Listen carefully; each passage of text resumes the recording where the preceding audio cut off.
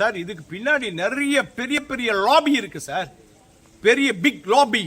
லாபின்னா என்ன தெரியுங்களா? எல்லா அதிகாரிகளும் ஒன்று சேர்ந்து நேர்மையான அதிகாரிகளை வந்து பழி வாங்குவாங்க. கூட இன்னொரு பெட்டிஷன் போடுறாங்க, அனானிமஸ் பெட்டிஷன். எந்த முகாந்திரமே இல்லாத பேர் போட. இப்போ ஒருத்தர் நீங்க என் மேல குற்றச்சாட்டு சொல்ற, உங்க பேர் என்ன சார்?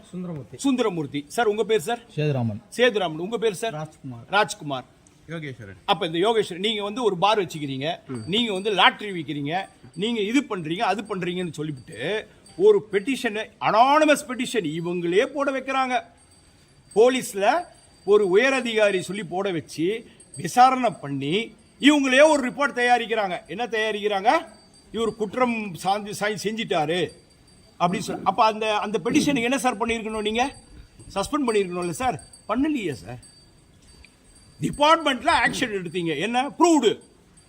அதுல பெரிய ஒரு ஐபிஎஸ் ஆபீசர் நேர்மையான ஒரு அதிகாரி விசாரிச்சார். முதல் ஒரு அதிகாரி விசாரிக்கிறாரு.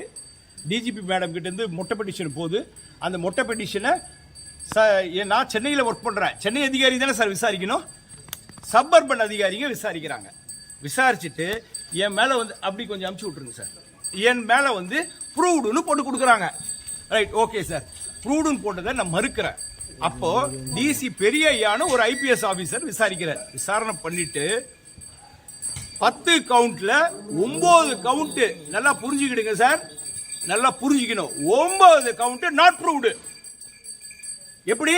அந்த 9 கவுண்ட்டுக்கும் சார் எல்லாரும் இந்த ஆஜராகிறாங்க. இப்ப சொன்னீங்க பாருங்க, உங்க பேர் சொன்னீங்க பாருங்க, ராஜ்குமார், கோவிந்தகுமார், முன்சாமி, ராமசாமி எல்லாம் வந்து ஆஜராகிறாங்க சார். இவரு கிட்ட நாங்க பணம் வாங்கல, அவர் எங்க கிட்ட வாங்கல, டீ கடையில போய் வாங்கணும்னு கொடுக்குறாங்க சார். எவ்வளவு கேவலப்படுத்துறாங்க பாருங்க. அப்போ வந்து எதுவுமே பண்ணல, இவர் வந்து நேர்மையான இருக்கிறாரு சொல்லி அவங்க பதிவாயிருக்கு சார். அதுல ஒருத்தர் வரல, இவங்க வர விடல.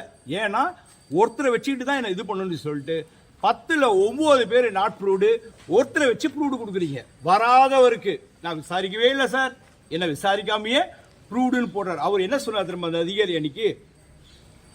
சுந்தரேசன், உங்க நேர்மையை எனக்கு தெரியும், சிஸ்டம் வில் சேவ் யூ, தயவு செய்து நீங்க உங்க வேலையை பாருங்க.